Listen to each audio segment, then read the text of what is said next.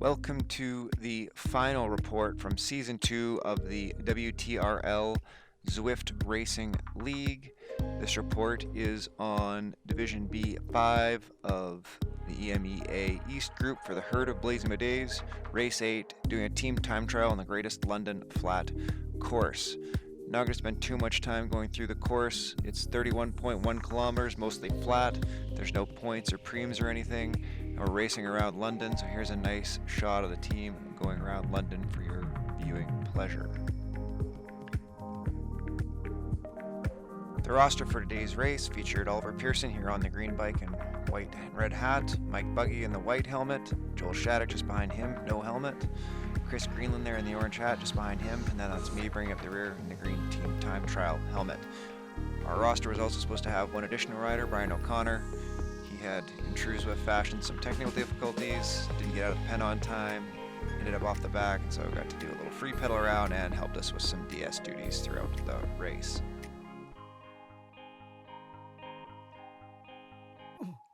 For those of you following along at home, you'll know that we were tied going to this last race with a team called Vikings Valhalla to win the series. So thanks to Mark John providing us with some video of their race, we're going to do some side-by-side comparisons to see how our times and speed compared over various parts of the course. This is the first 30 seconds of us coming out of the pen, and you'll be able to see that I think basically this first 30 seconds looks like we were pretty close. We both end up right around the same spot on the course, so not much blood drawn on the lead out here. So now we're moving forward to 3.6 kilometers or so down the course. This is, as much of a climb as you really get in the whole course. There's a little segment here that goes up this hill before you make a turn at, and I'm sorry, London people, I don't know what the name of these sites are, but there's like a traffic circle looking thing at the top of this hill that you turn a left on. So you can see at around, we're both at 3.8, 3.9 kilometers through here. We've done it, looks to me, I don't know about how accurate these Zwift times and stuff are, but we're just a hair faster, 5 or 6 seconds, but we definitely break up a lot more as we come across the top of this hill. You can see there's Mike off the front and I'm chasing him, and then Oliver and Chris and Joel are kind of 20 seconds behind each of us, or meters rather. And then the Vikings, you can see them forming up. They're a little broken too, but I think they get together just a little bit faster than us, even though it looks like we're getting through the same distance a little quicker than them.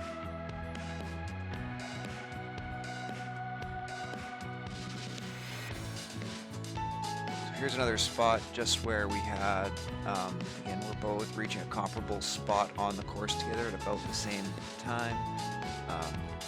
And the timer seems to show us being, give or take, 10, 12 seconds ahead of them at the same spot on the course. That being said, you can watch the speeds, which I think are more instructive than the power, because you can't tell which guy is exactly in the pull every time you're watching this, but the speeds are super comparable as we go through here. So, really close racing, really tight. This next section is just up onto the bridge again. It looks like we're about 10 seconds onto the bridge over into the Surrey section of the course.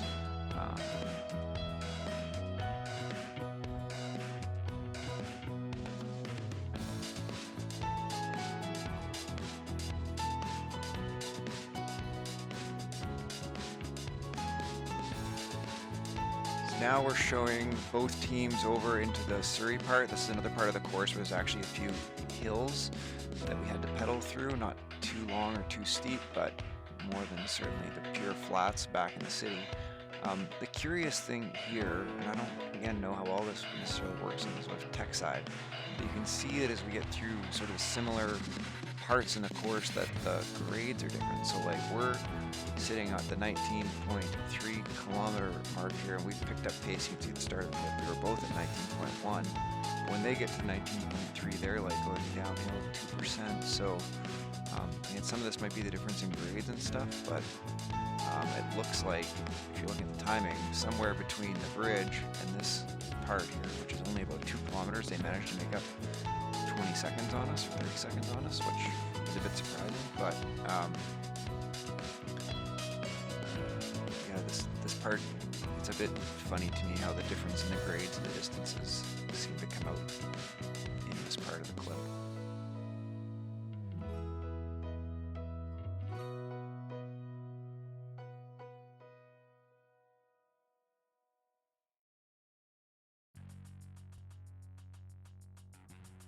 To the end of the same place of the course as I did them, it looked like we did a few seconds faster than them, but again, who knows within the Zwift system how that all works. This next section is both teams coming just out of the escalator, so I tried to match these as closely as possible. It looks here like we're pretty much dead even, both at around 31:15 at the start of this segment. It looks like we're putting speed on them, just comparing the speeds at the top of the screen there. We're already up to, 40 kph before they got there. Maybe because we were only racing 4 and they were still dropping guys there, hard to say.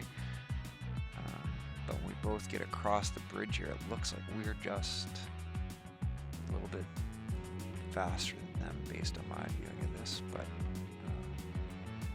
again, I don't know how comparable across different rides within Zwift all this tech works necessarily.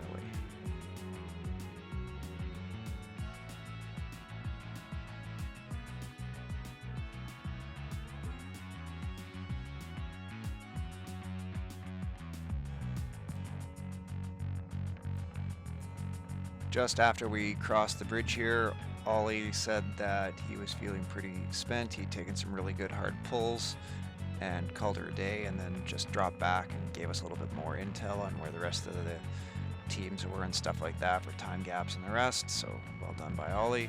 Good race.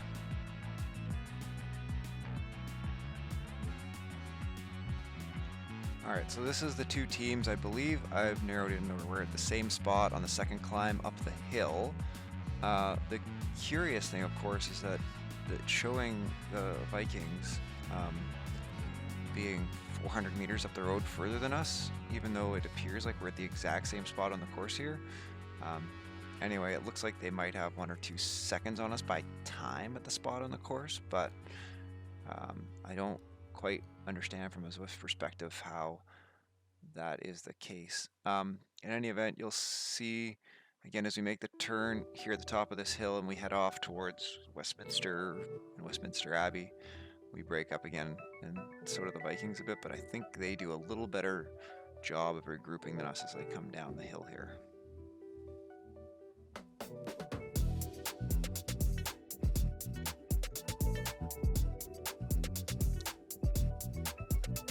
This is the final run into the finish.